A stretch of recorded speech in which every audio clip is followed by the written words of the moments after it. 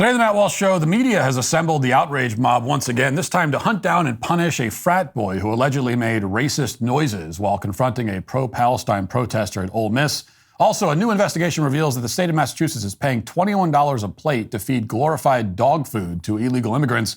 The scandal isn't the quality of the food, but the fact that they're spending tax money to feed illegal immigrants in the first place. And Kristi Noem goes on Face the Nation to promote her new book. What follows is one of the most bizarre and awkward interviews any politician has ever given, and that's no exaggeration. We'll talk about all that and more today on The Matt Walsh Show.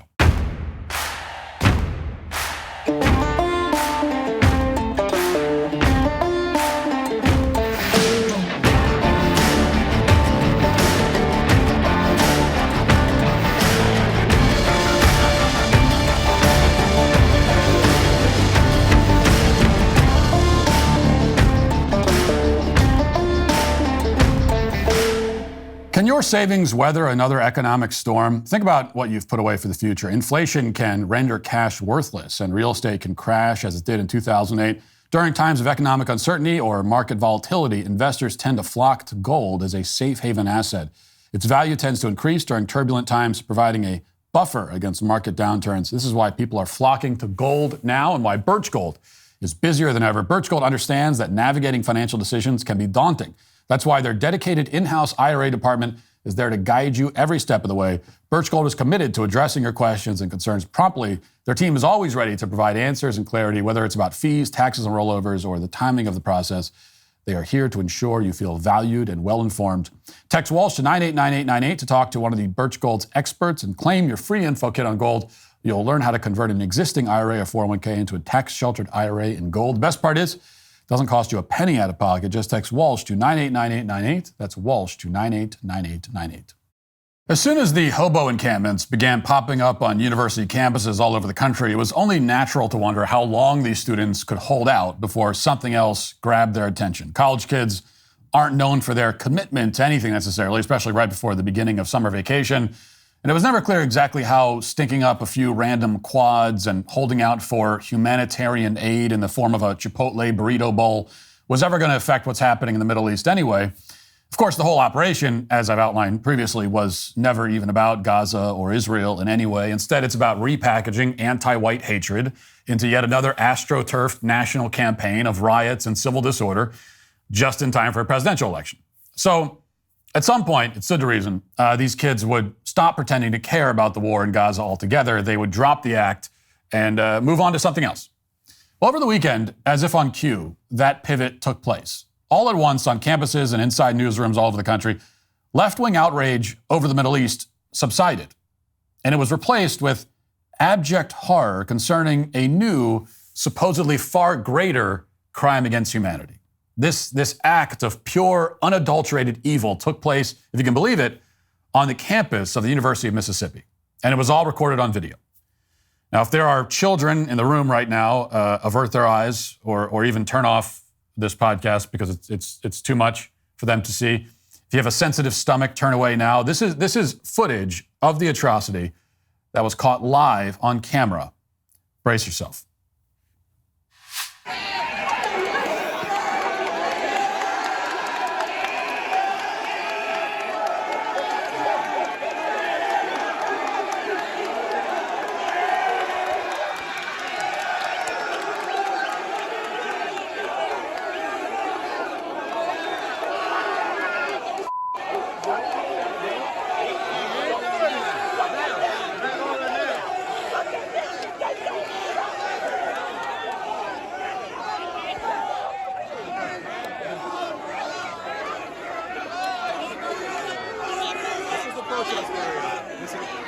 What's that?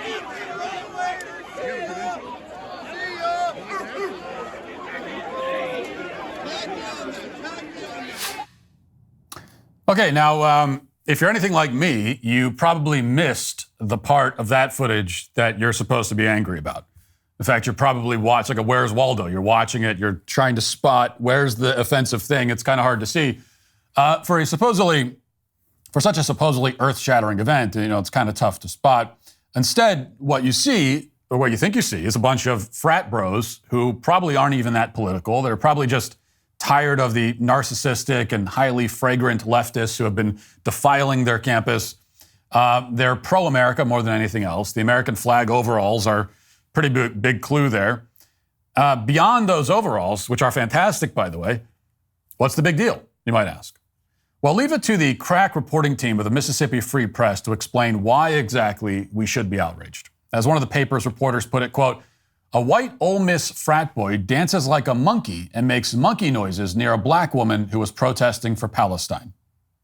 Okay, so if you go back and you look at the tape and you focus entirely on the right-hand side of your screen, you'll see about 2 seconds of a student jumping up and down while flailing his arms and making a face.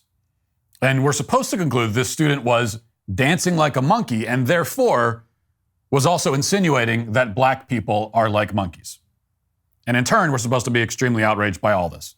Now, there are a lot of logical leaps here, which I'll get to in a second. The path from, normal to outraged, if you want to get from one to the other, requires you to jump across like 5 different widely spaced lily pads. But first, it's important to understand that this was the unanimous reaction from the left. Even as a supposed genocide, quote unquote, is going on in the Middle East, this is what they decided to hyperventilate over. Jamil Hill got the lynch mob started. She wrote, quote, "What fraternity does he represent? The fraternity's national leadership needs to be contacted immediately, and that frat should be barred from campus." She wants the whole frat barred from campus, not just that one guy. CNN, NPR, Newsweek, the Associated Press, pretty much every other outlet published similar pieces with a similar tone about the supposedly racist confrontation. A former DNC field worker named Adam Parkomenko wrote that this incident is yet more proof that America is, quote, "a racist country." The NAACP chapter at Ole Miss bemoaned the, quote, "abhorrent but also entirely unacceptable and, quote, deeply disheartening behavior in the footage." The Guardian reported that some said that Mississippi's governor reminded them of a segregationist, quote unquote, because he put out a tweet praising the students in that video. So just to review that, he tweeted out that clip, probably didn't even notice the supposed monkey sounds, like I didn't, like a lot of people did the first time, and he said something positive about the students generally, and so therefore he is a segregationist. Like I said, there's a lot of logical leaps going on here. The Daily Beast called the clip gross. Left-wing lobbyist Nina Turner wrote, quote, "This is a video showing anti-blackness." And Turner also scolded Congressman Mike Collins, who had praised the students in the video, quote, "Representative, that is a white man making monkey gestures at a black woman. And these protesters are not terrorists. Don't play games. Check yourself."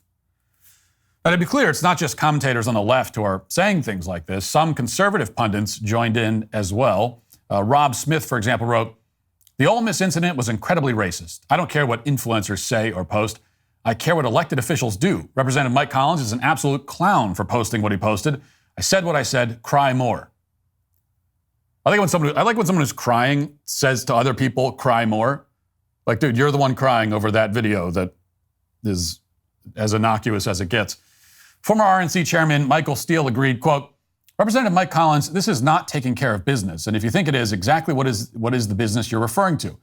Your casual approval of racist behavior and the need you seemingly feel to brag about it is an abject failure of your leadership as a member of the United States Congress and not a proud moment for you or Ole Miss."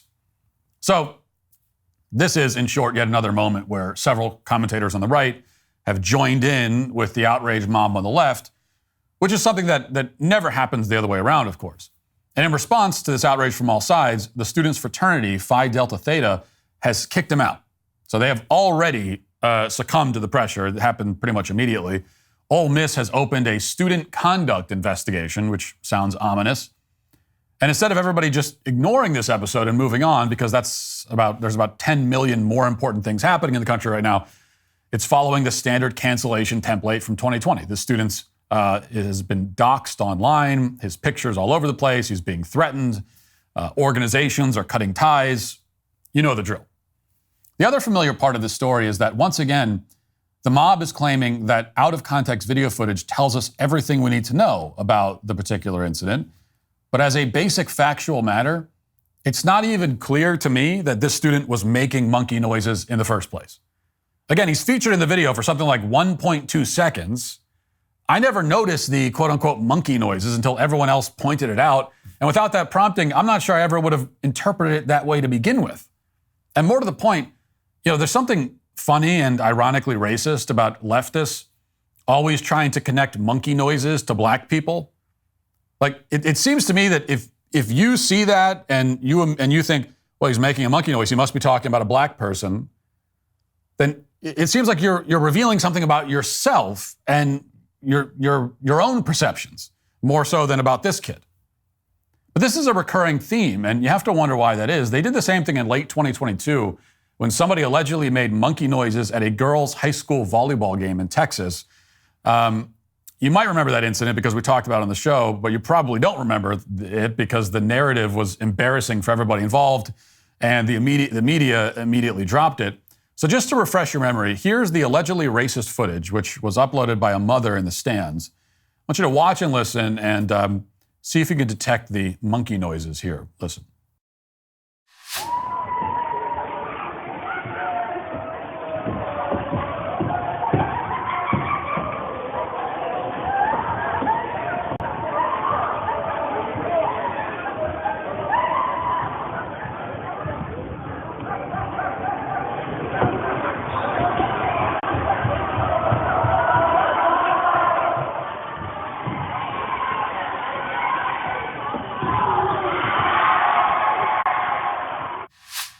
Okay, so now if you, with the prompting ahead of time that listen for the monkey noises, you could probably hear something that's like, okay, well, maybe, I guess that's it. You can hear someone shrieking in the background.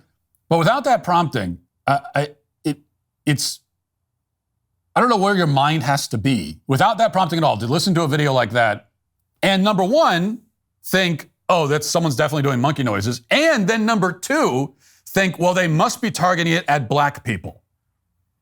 Like, to get from not just one, but to make it to two, again, you're saying something about your own perceptions, it would seem to me. Now, you'll notice that no one in the stands or on the court reacted in any way to these allegedly racist monkey noises. In fact, not even the players who were supposedly being targeted by these chants reacted. You can see, like, everyone's just sitting there. No one's even looking over to see what's going on. It was only after this woman got home and uploaded the footage saying that she heard a racist monkey chant that some sort of investigation was launched by the school district. Well, the story fizzled out, though, because if you listen to the footage, it's not remotely clear what the woman's really talking about, or what noises are being made, or who they're being targeted at. People do all kinds of chants at sporting events. They make all kinds of noises for all kinds of different reasons. So, for all we know, that's what's happening at Ole Miss. Maybe this frat kid saw a large, irate woman intentionally antagonizing him and all of his friends, and maybe he decided to jump up and down to yell and mock her, not because she's black, but because she's being annoying. And she's antagonizing them. It's even possible that he had no animus towards this woman whatsoever. After all, during the same interaction, the frat bros also referred to this large black protester as a Lizzo. And we're being told that was also a racist comment. But that's interesting to me because previously we have been told, relentlessly in fact, that Lizzo is the paragon of female beauty. All women should aspire to look and act like Lizzo. So really, they were complimenting her, weren't they? I mean, if you think she's a beautiful woman, this is a compliment. So maybe in this instance, imitation is the most sincere form of flattery. Who knows? But here's the important point. Even if the student did what they accused him of doing, even if he was imitating this Lizzo lookalike in a disparaging way, then at worst, he's guilty of making an inappropriate joke. Now, you can call it racist or bigoted if you want, if it makes you feel more oppressed and that makes you feel good, that's fine. Doesn't really matter. Whatever you call it, this is not the sort of thing that a kid should have his life destroyed over. There are much worse sins than engaging in a mocking dance for 2 seconds, no matter how bigoted, quote unquote, that dance might allegedly be.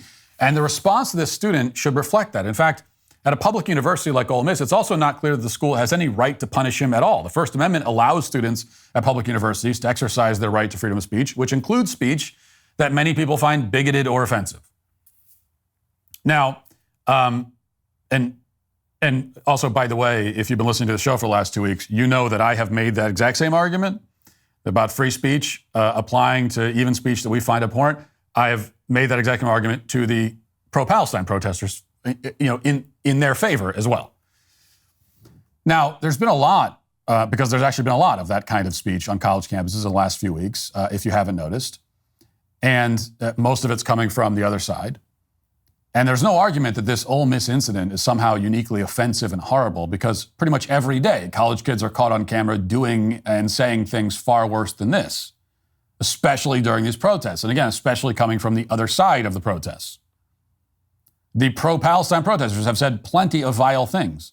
One activist held up a sign at Columbia saying Jewish students should be Hamas's next target, quote unquote.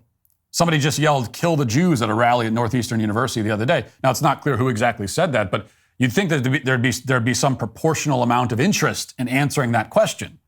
But there isn't really. And of course, there's systematic anti-white and anti-Asian bias at all of these schools, in both admissions and hiring all the time. And that impacts a lot more lives than whatever this frat boy was doing for 2 seconds. So if we're going to destroy this one kid's life over this 2-second whatever he was doing, then we should, well, I guess, also expel all these protesters and fire every administrator in every one of these schools. And until we do that, then no one should even pretend to care about this one Ole Miss frat boy being bigoted or whatever. It's so disingenuous that it's actually nauseating. And this is a point that goes without saying, but, you know, I'll say it anyway. If this was a black student making racist statements and gestures at a white frat boy, none of these people would give a damn. You know, the outrage mob would either ignore it or outright defend it. And we have heard, and by the way, we have heard anti-white statements coming from the pro-Palestine protesters. There was someone on camera at one of these protests saying, "We don't like white people here. We hate white people here," something like that, pretty explicitly. So but you hardly remember it because there's no conversation about it. Nobody cares. And even more, we know this is the case because, you know, the outrage mob doesn't give a damn when white people are beaten to a pulp on camera. I mean, forget about mean things being said about them. For example, here's a story that precisely nobody on the left cares about. Remember the black guy in Brooklyn who sucker punched a 57-year-old white woman in the face, breaking her jaw? We talked about that. Well, he's a habitual offender who's done this several times. Here's that footage. Tonight, an Eyewitness News exclusive, and yet another unprovoked violent attack in New York City, this time in Brooklyn. A vicious sucker punch out of nowhere yesterday to the face of a woman as she was just walking down the street in Crown Heights. Tonight, she's talking through her injuries to Eyewitness News reporter Sefan Kim.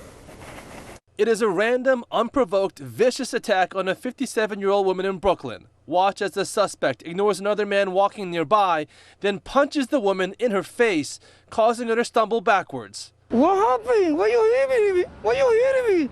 I was bleeding a lot.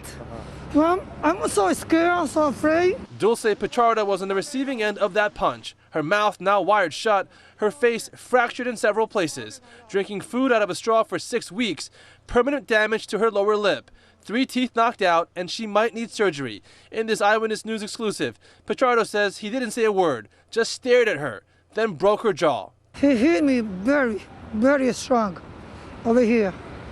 And he broke everything here. Everything's break.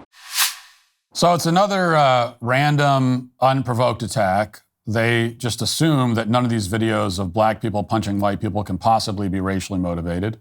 They're all just random. You know, the frat kid's dance is immediately determined to be racist, but a black person going around punching white people is just acting randomly. Well, maybe the supposed monkey noises, if they were monkey noises, were also random.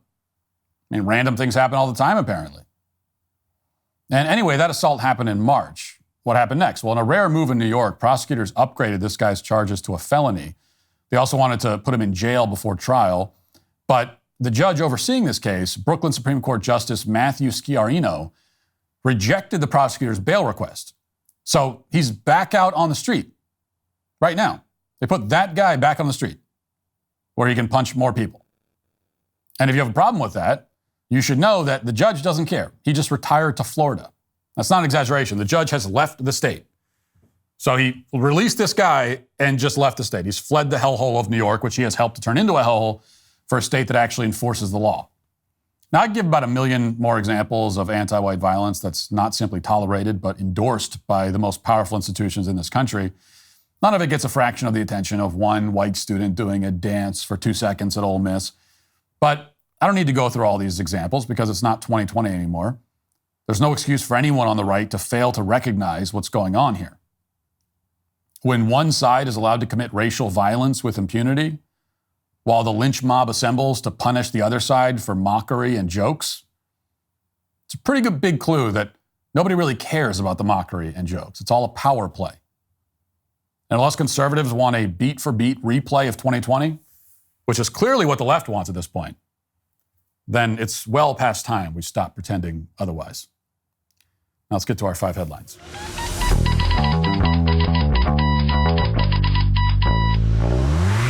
You know, there's nothing like sitting behind home plate at a baseball game, being courtside at a basketball game, or front row for your favorite concert. When you want the best, you have to act quickly or someone else will instead. It's like if you're hiring for your business. You want to find the most talented people for your open roles before the competition scoops them up. So what's the best way to do that? ZipRecruiter. ZipRecruiter finds qualified candidates fast, and right now you can try it for free at ZipRecruiter.com/Walsh. Once you review ZipRecruiter's list of the most qualified candidates for your job, you can easily invite your top choices to apply, to encourage them to apply sooner. Amp up your hiring performance with ZipRecruiter and find the best talent fast. See why 4 to 5 employers who post on ZipRecruiter get a quality candidate within the first day. Just go to ZipRecruiter.com/Walsh and try it for free.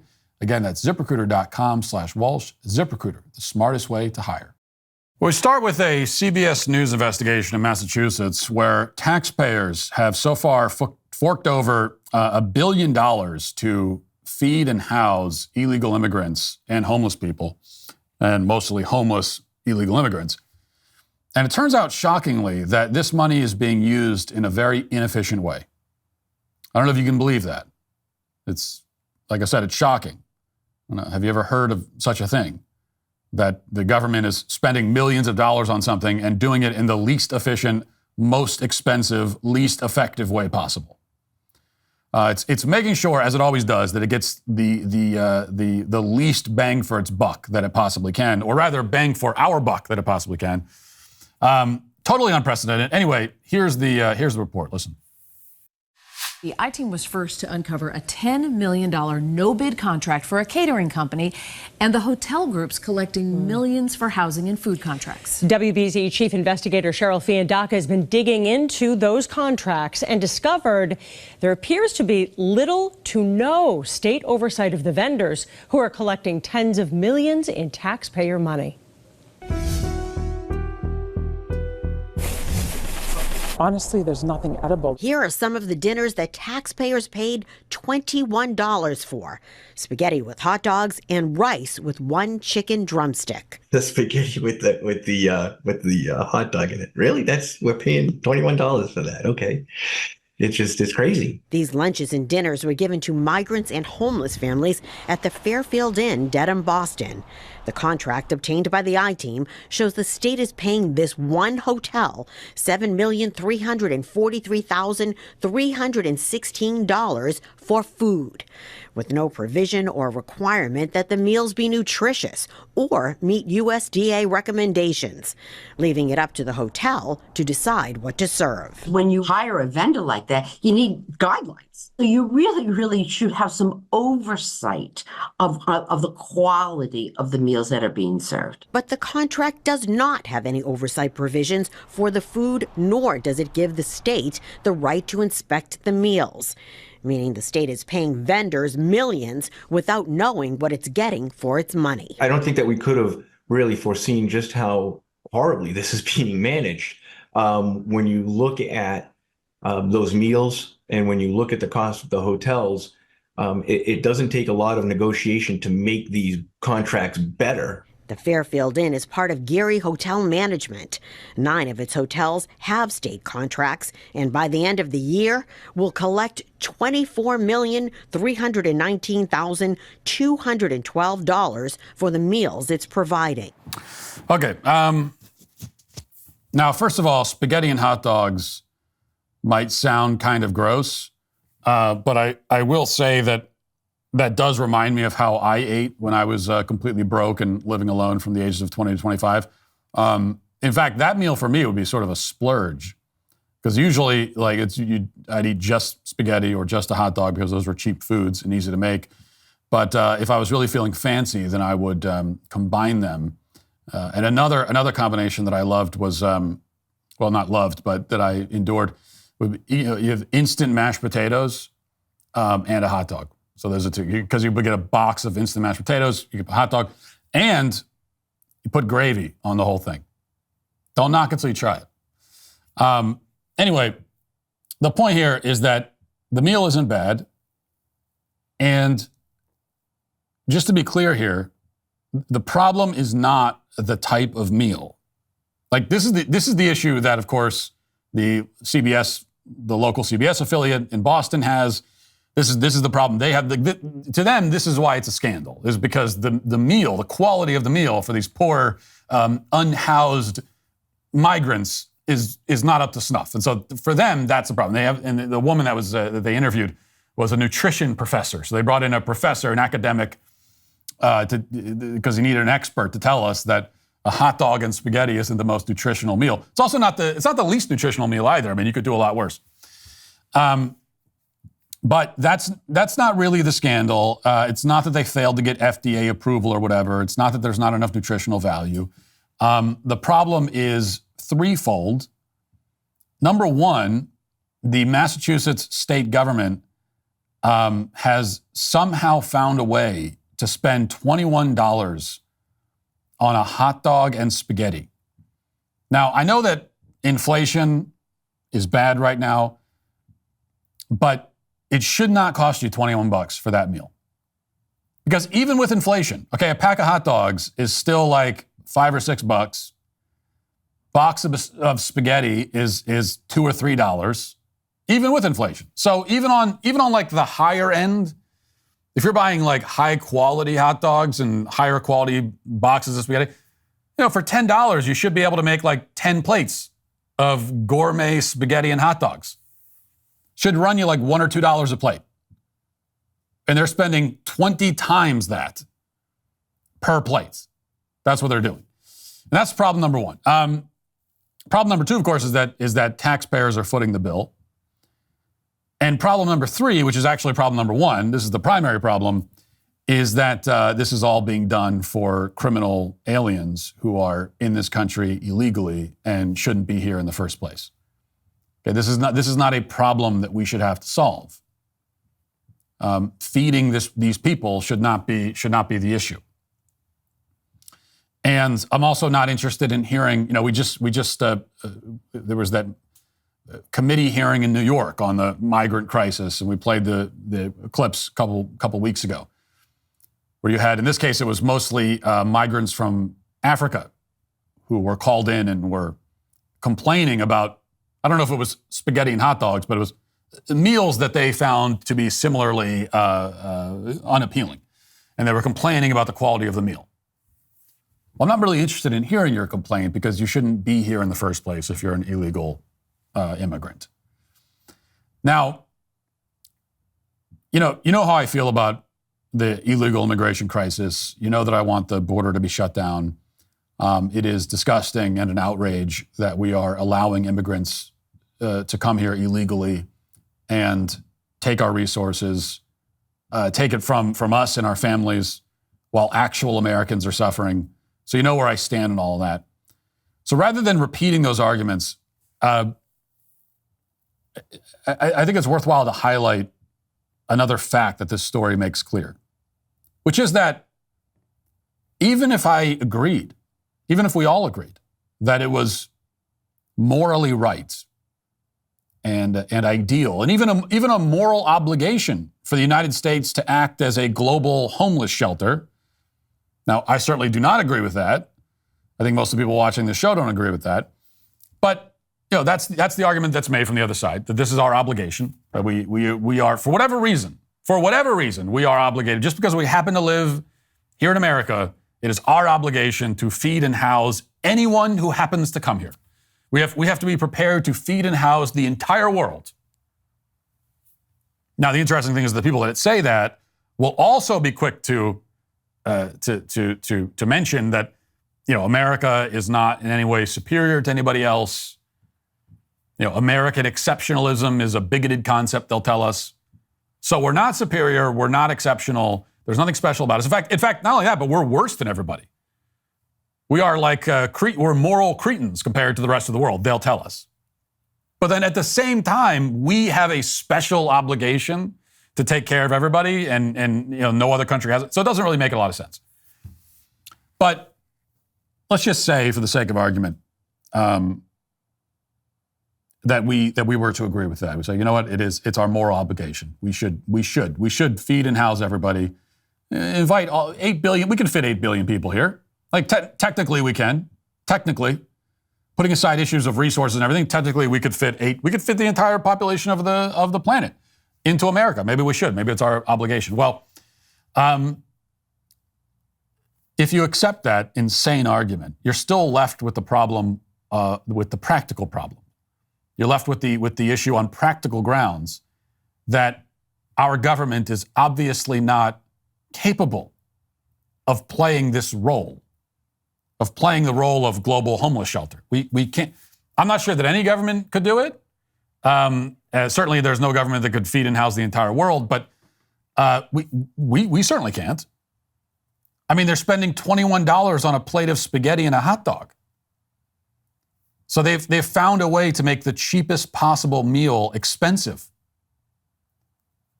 Like, I'd hate to see what would happen if they started serving, I don't know, bologna sandwiches, bologna and cheese sandwiches. It'd be like $95 a plate. Bologna, white bread, American cheese, maybe some baby carrots on the side. That's a $95 plate at the 4-star Uncle Sam restaurant. So you hardly need to get into the moral argument at all. Again, as insane and deranged as the moral argument is from the left, it's like this doesn't work. We can't do this. It's just not. It's let some other government try it. We obviously can't. We're over here paying $21 per plate for spaghetti and a hot dog. That's what we're doing. All right.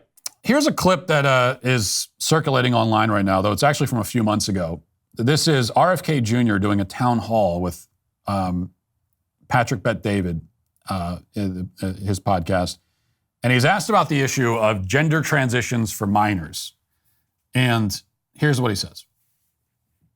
What will you do as a president to get this nonsense out to prevent kids under the age of 18, with or without the consent of the father, to transition? You may even say that is an okay policy you're a part of that many families disagree with. One, what's your position on this, and what will you do as a president? I mean, my position is that people should not be able to have access to those procedures, that minors shouldn't, without parental permission. And, I don't know enough about it, Patrick, to say that it should be completely illegal for under 18? No, yeah, I just don't know enough. Okay, so he says he doesn't know enough. And like I said, this is from a couple of months ago, but it's getting attention now for whatever reason. It's circulating. I didn't see it until now, or at least I don't recall seeing it if I did. And I will say that RFK Jr.'s defenders have pointed out that this is a short clip from a longer conversation on the topic. And they've said that this is out of context. And that is a problem. It can be a problem of out of context clips. We just talked about it to open the show, circulating online all the time. And people assume that they know everything they need to know based on, in this case, a 45-second clip or a 2-second clip even. So that can be a problem. But in this case, actually, it's not. Like, this is not out of context. There's nothing misleading about this clip. This is his position as he stated it. And if you watch the longer conversation where they talk about this for 7 or 8 minutes, it's just more of that. It's more of that. It doesn't really flesh out. There's not. Out of context would be if he said this, and then if a minute later he said something that completely changes our perception of what we saw in that 45-second clip. But there is nothing. It's just he kind of circles around and around the point that he makes in that clip here, where he says that he doesn't really know enough about it, and he isn't an expert, and so on and so on. And I have to say that I really find this kind of triangulation to be more detestable than actually just coming out explicitly in favor of child gender transitions. Like, somehow I find the position that he takes, and that we often hear from the so-called reasonable liberals, which RFK Jr. is supposed to be one of them. But I find that this kind of middle ground, like, I'd almost prefer if you just defend the indefensible. Come out and try to defend the indefensible rather than trying to find this middle ground approach. If you're going to defend the evil thing, then just defend it. It seems even more deranged to try to, I can see it from both sides. It's like if we were debating, we were debating whether it's good to be a serial killer. And most, of course, most people are going to say, no, I think being a serial killer is bad. Serial killing is a bad thing. But then you have a few actual serial killers who say, actually, I think it's good. I'll tell you why I think it's good. And that's really demented. But then if you had some people in the middle who were like, well, I think we need more information on this topic.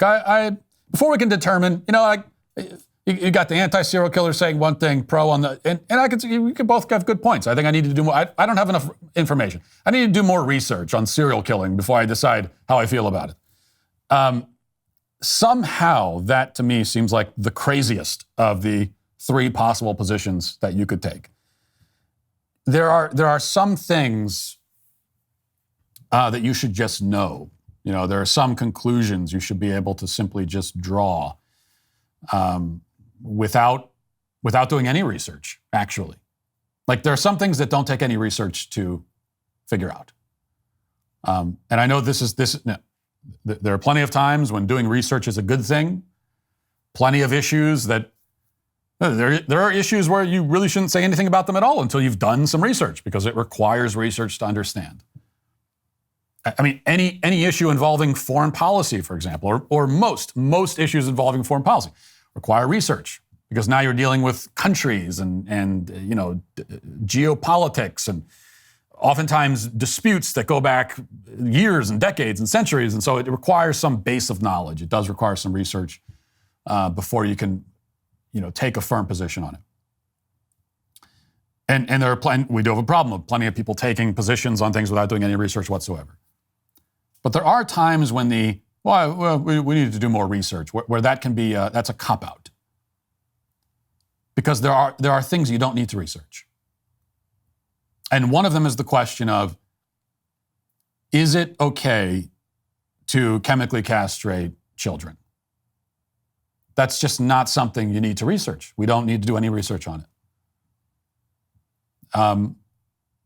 The very first time that I discovered that this was a thing that was happening, whenever that was, years ago, first time I ever encountered this concept, I immediately knew, well, no, that's terrible. That's obviously an awful thing. We should not do that. There's literally no context that could ever make that okay. And just so happens that I have done plenty of reading on these issues ever since then, and well, what do you know? Everything that you read only makes what is obvious. Well, it can't be any more obvious, but it only underscores what should already be obvious to everybody. And so again, this is one of those things, and it goes to show, it's like, if you cannot. I know that RFK Jr.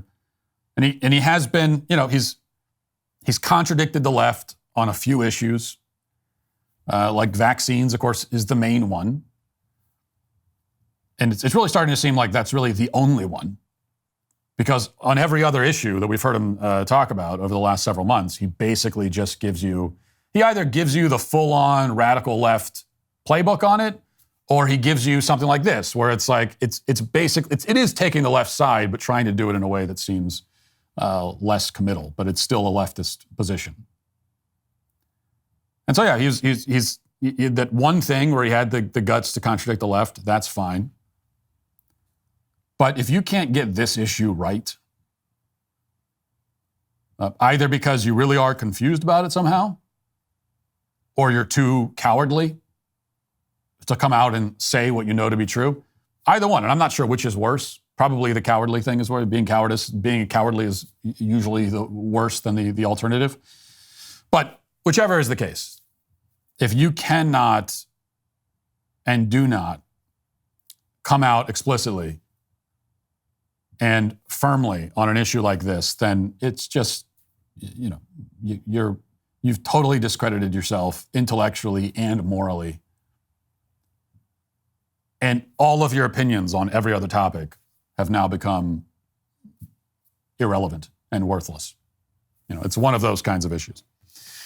All right, now for your dose of cringe today, although we've already seen plenty of it. It is a heavy dose, I'm warning you.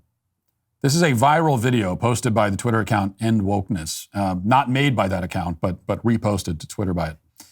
This video was made by students at Harvard Medical School. And here it is. Looking at my notes, but my knowledge ain't fleeting. Spaced repetition, give me something to believe in. Passed all my tests, but I just skim the reading. In the food chain, we're the ones that eat you. Harvard Med, ain't no bottom feeder. MD stands for my demeanor. Ask permission before I ever greet you. Does it radiate? Does it come with strain? Scale 1 to 10, can you rate the pain? When I knock the door, you ask who is it? You can check my code, it'll spell my name.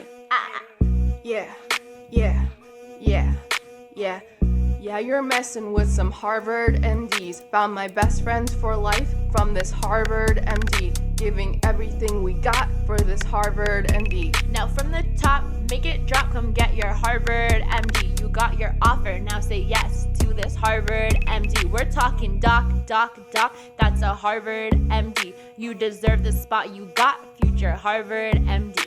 There's some docs in this house. There's some docs in this house. There's some docs in this house. So there it is. Played a whole minute of it for you. I thought you would, probably 15 seconds would have been enough, 5 seconds. I mean, not playing it at all. It would have probably been, you would have preferred that. 10, 15 seconds you would have gotten the point. Decided to go the whole minute for your own good, for your own betterment. It's a character building exercise, like my dad always told me. It's a good way to, if you have to do something you don't want to do, it builds character. Now, if you're listening only to the audio podcast, then you could hear the song, and maybe in a certain way you experience the cringe in an even more sort of direct, concentrated form.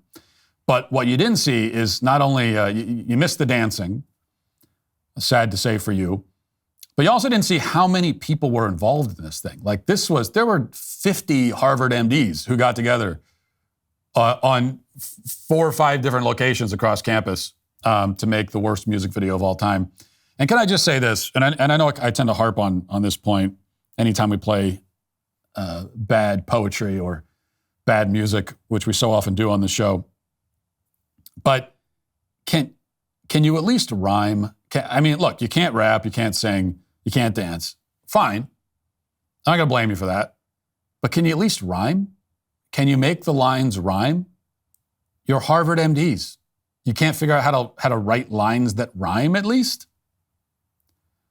You're messing with some Harvard MDs, found my best friends for life as a Harvard MD, giving everything I got to be a Harvard MD or whatever. That doesn't rhyme. You cannot rhyme Harvard MD with Harvard MD. And also, by the way, you can't put best friends for life. That phrase cannot appear in a rap song. You cannot. It's like there are laws against that, or there should be. But that's really a minor concern in the grand scheme of things, I suppose. Well, actually, it's not minor. I think people making rap songs and poetry that doesn't rhyme it's a real epidemic in this country. It really upsets me a lot. Still, the bigger issue is just the total collapse of professionalism everywhere in the country, especially in the medical field, which is the place where you might argue we need it the most. Like 30 or 40 years ago, you would not have been able to find any Harvard MDs or MDs anywhere else that would participate in something like this. They would just never do it. And why wouldn't they do it? Just because, it's not, you don't do that. There's a certain dignity to being, or there should be, to being in the medical profession. You're supposed to be a very educated person. There's a kind of dignity to that, and you wouldn't be caught dead participating in something like this. Not because you can't have fun or anything like that, but just like you wouldn't, especially not in the, with the white coats, and I don't know whether they're wearing masks the whole time, but like they're in professional attire doing this. And I think not all that long ago, you would not have been able to find any doctor who would participate in that. And now it's hard to find a doctor who won't do something like this. I mean, it's like every hospital and medical school in the country is just churning out music videos and dance videos and everything constantly. And I think that is not exactly a positive development. And now a very special message from our old friend, Adam Carolla. Catch the series premiere of Mr. Burcham this Sunday, 9 o'clock, 8 Central, exclusively on Daily Wire Plus. Episode 1 is streaming for free, so no excuses, people. Mr. Burcham is decades in the making, and now it's showtime. Check out the Mr. Burcham trailer and see what the fuss is all about. Just tell me what you need. Jump into the first one. Rolling, speed, action. Sawbuck's looking a little chubby-wubby, so I bought him some new food. It's organic and vegan. Dogs are supposed to eat meat. They're descendants of wolves. You ever see a vegan wolf on the Nature Channel? I'm a vegan. Coffee is for closers, ladies. Listen up! Hey, don't make this a prison hug. I'm a heteronormative, cisgendered white male. For which I apologize. I'm black, and that used to be enough, but I'm also bilingual, and I'm non-binary. We're the Army! We drink more before 9 a.m. than you Navy pukes do all day. He rubbed all the fur off his emotional support ferret. The damn thing looked like a four-legged penis. Charity and work. 2 words that should never go together. Like women and opinions. I want a burly man. They're salty and make me dizzy. Sorry, just need to find a thingy to fix my gaming chair. When I was on the construction site, my chair was a 5-gallon bucket. It was also my toilet. Hey, I'm done. I'm going back to bed. Thanks a lot. Remember, Mr. Burcham's series premiere this Sunday, 9 o'clock, 8 Central. Stream it free only on Daily Wire Plus. Now let's get to our daily cancellation.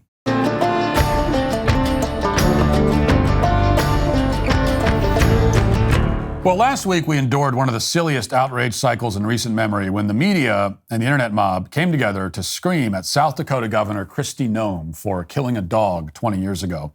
Now, as we discussed, the anger was absurdly overblown and incredibly stupid, but Noem was even stupider for bringing the dog-killing story up in the first place. And she included the anecdote in her forthcoming book titled No Going Back, scheduled to be released, I believe, tomorrow. The book is obviously meant to increase her national political profile and boost her unofficial campaign for vice president. Instead, as any story about killing a dog is destined to do in our culture, it torpedoed her vice presidential aspirations and her political career along with it. This book was supposed to be her ticket to the White House, but now she'll have to settle for being a part-time Fox News contributor, which, is where her career would have ultimately ended up even if she became vice president. So you might say this just gets her to the ultimate destination much more efficiently and quickly. But in any event, it turns out that the story of her poor deceased dog is not the only strange detail that she, or more precisely her ghostwriter, included in the book. And on Sunday, she appeared on Face the Nation to talk about the book, and the conversation went from weird to weirder very quickly. Watch.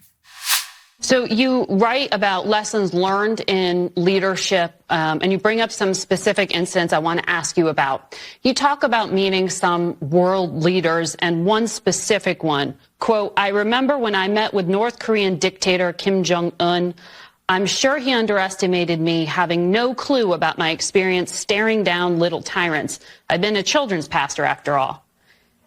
Did you meet Kim Jong-un? Well, as soon as this was brought to my attention, I certainly made some changes and looked at this passage. And I've met with many, many world leaders. I've traveled around the world. As soon as it was brought to my attention, we went forward and have made some edits. So I'm glad that this book is being released in a couple of days and that those edits will be in place and that people will have the updated version. So you did not meet with Kim Jong-un. That's what you're saying. I've met with many world leaders. I've traveled around the world. I think I've talked extensively in this book about my time serving in Congress, my time as governor, before governor, some of the travels that I've had. I'm not going to talk about my specific meetings with world leaders. I'm just not going to do that. This anecdote shouldn't have been in the book, and as soon as it was brought to my attention, I made sure that was adjusted. So the book is not released until Tuesday, and so we're doing all that we can. So she says that she's not going to talk about any specific meeting with world leaders, except that in her book, the one that she's there to promote, she does talk about a specific meeting, one with Kim Jong-un. The problem is that any vaguely aware person will know that the communist dictator of North Korea probably isn't holding any meetings with the governor of South Dakota, because why? And Noem is asked whether that meeting actually happened, and all she will say is that it was brought to her attention, and so it will be changed in the book. Well, what was brought to her attention? Did somebody bring to her attention the fact that she never actually met the leader of North Korea, or did someone bring to her attention the fact that this claim was made in her book? And if the former, then how could she have not known that she didn't actually meet the leader of North Korea? And if the latter, how could she have not known that this claim was made in her book? And obviously, the book was ghostwritten, no great scandal there, but did she really not even read her own book? Well, we know she read it because she's the narrator on the audiobook. So we're left with two possibilities. Either she knowingly lied about meeting Kim Jong-un and just assumed that nobody would call her on it, or she thought she met him only to find out later that she didn't. Well, how could that mistake be made? The interviewer probes that question to find out how could you mix this up, but really doesn't get anywhere on that. It all adds up to, as we can see, the most awkward, cringiest kickoff to a book tour that we've probably ever witnessed. And it's not over. This exchange about North Korea and the question of whether Noem has ever actually met Kim Jong-un or been to North Korea, or whether she knows where North Korea is or what it is, continues, all while Noem refuses to admit that any mistake was made, even though she says that the thing she won't admit is a mistake is being changed nonetheless before it's released. Watch. And I'm taking responsibility for the change that we've made. And for the mistake in the book. And I've told you that, and I'm... no, it's not. What I've said is that I have You're not taking responsibility for the mistakes in the book. I've decided this, and I'm saying that this book is very, very good, and I've met with many world leaders, and that there are world leaders that I've met with that are in this book. There are many that I've met with that are not in this book. And this is an anecdote that I asked to have removed because I think it's appropriate at this point in time. But I'm not going to talk to you about those personal meetings that I've had with world leaders. Okay. I'm just not going to have that conversation because I think it's important. What? Wait, what?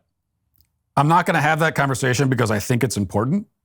So then wouldn't you want to have the conversation if it's important? And again, if you don't want to talk about personal meetings, why is it in your book? She actually said the book is very...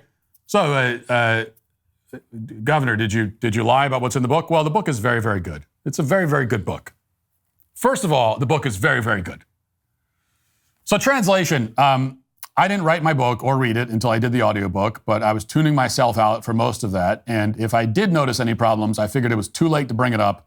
And I just hoped that nobody else would notice, which is a safe bet because, as everybody knows, Republican politicians, especially ones that are associated with or hope to be associated with Donald Trump, rarely encounter any scrutiny at all. So, of course, why couldn't you get away with just flagrantly making up events in your book?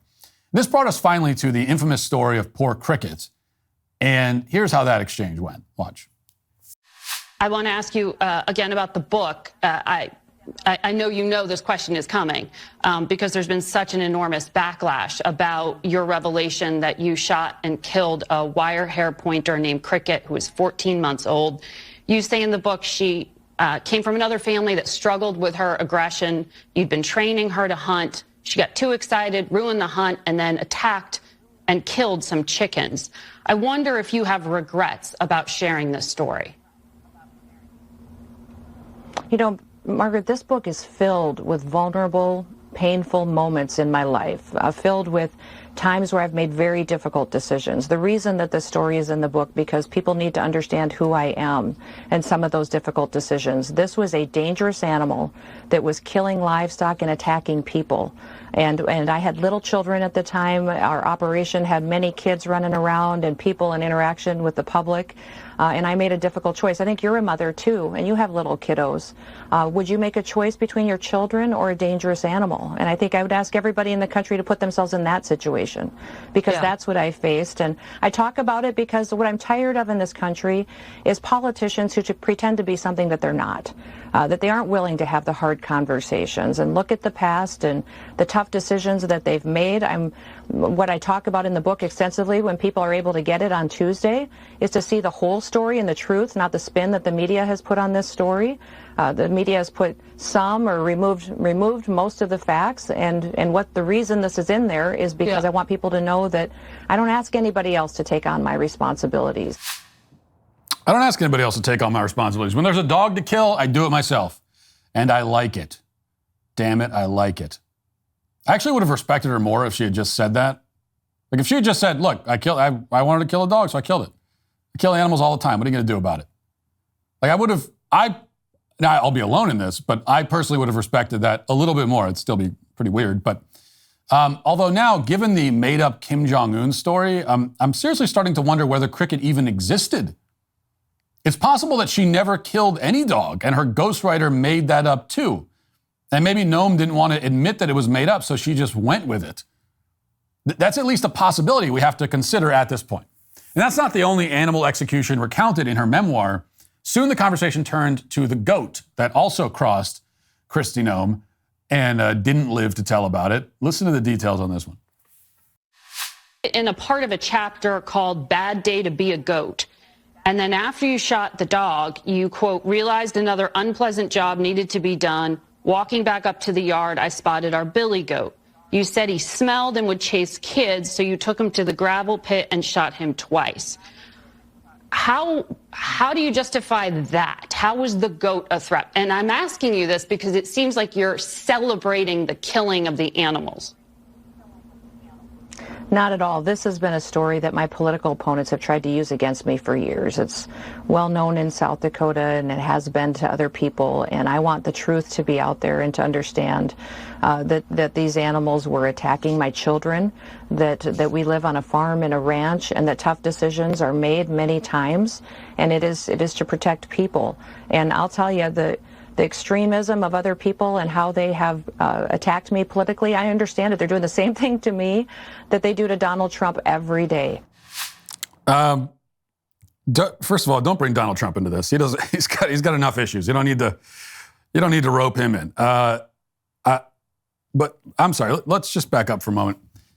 So she killed the goat on the same day that she killed the dog.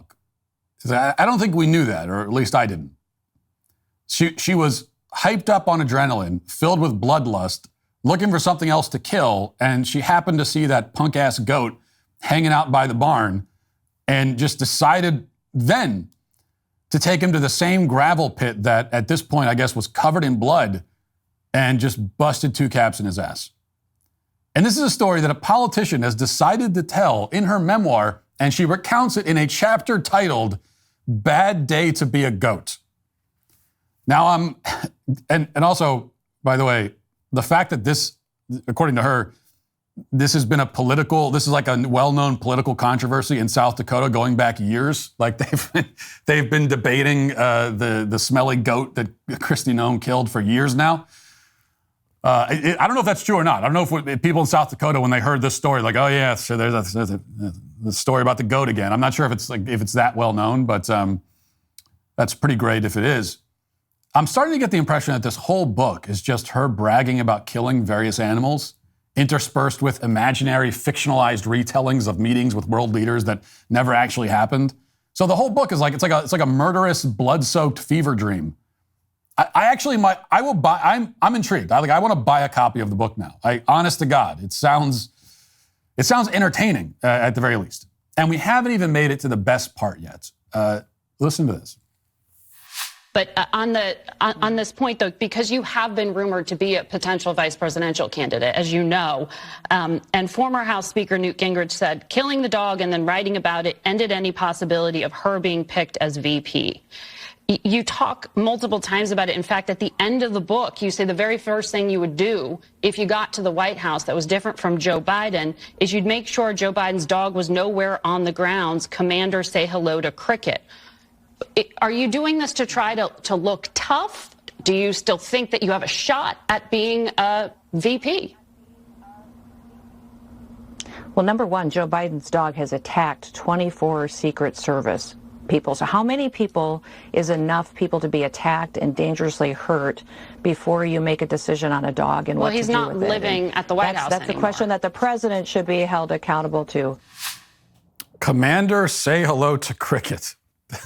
This is apparently not a joke. She really ends the book by threatening to kill Joe Biden's dog. I'm officially sold. I'll be pre-ordering my copy as soon as this show is over.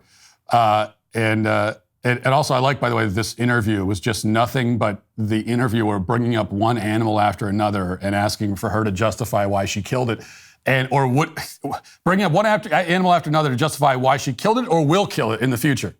And she engages each time. You know, she's like, well, that goat smelled like garbage and it was annoying my kids. What do you want me to do? Now, granted, when I say that I want to read this book, it's because the book, it would seem, is a completely insane train wreck. And that might help her sell copies, but it represents an act of political suicide. I mean, this is something so close to actual self-immolation that watching that interview, I almost expected her to shout, "Free Palestine." She has destroyed herself completely in the most unnecessary, egregious, and hilarious way that we've ever seen.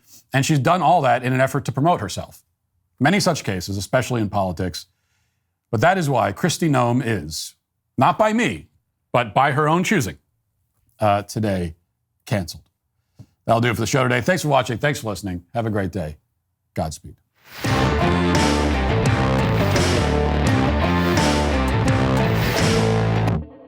John Bickley here, Daily Wire Editor-in-Chief. Wake up every morning with our show, Morning Wire, where we bring you all the news that you need to know in 15 minutes or less. Join me and my co-host Georgia Howe for daily coverage of all the biggest stories on Morning Wire.